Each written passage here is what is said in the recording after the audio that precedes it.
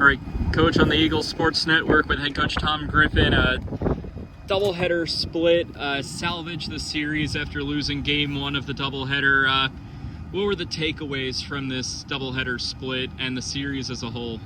Well, that's a good club over there, Coker. It's extremely well coached. So you were going against a really tough opponent at their place. I felt like we talked yesterday, some of the freebies, that was an issue.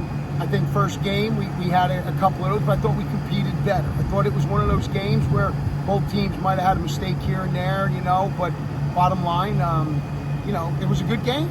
Another walk-off for them. And, if we're not, we feel like personally, we're not playing our best baseball right now, and we're sitting there and two walk-offs happen to us. It's not bad. It sucks losing, but the fact that we're not playing well and we're still right there with a chance to win games was good.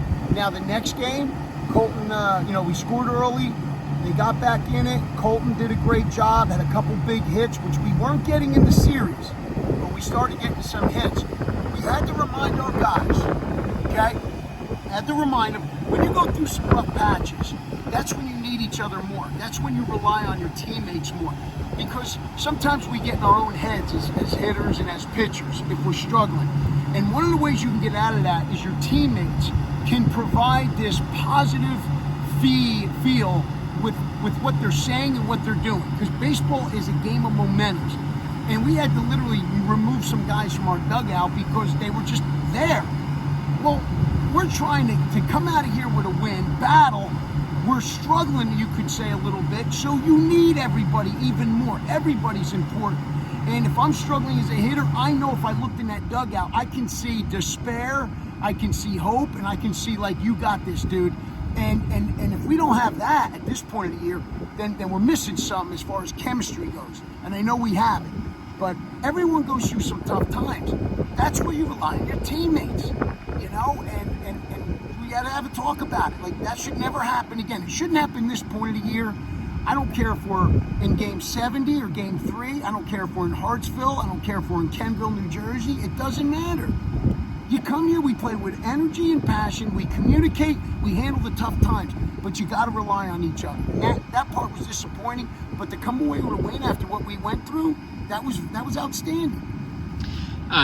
Coach, you mentioned that maybe not playing the baseball that you want to see played, but what's going to have to change heading into next week into a really tough series against a good Lenore-Rhine squad? It's not that I don't like to see it. I don't think anybody likes to see it. I don't, when you're walking guys and hitting guys and when, you're having some bad at-bats, nobody wants to see that. It ain't me, it's nobody. We've got to talk about, we're off tomorrow. We've got some things we're going to talk about, work on, some individually, some team. But I thought, overall, despite all that, I'm going to be driving home thinking, well, yeah, we could have won all three and didn't play well. So we're okay. But I said this all the time. I don't care if we're in the first game of the year or the last game of the year. Every day we're going to learn something from our past experience. We're going to learn something from this weekend.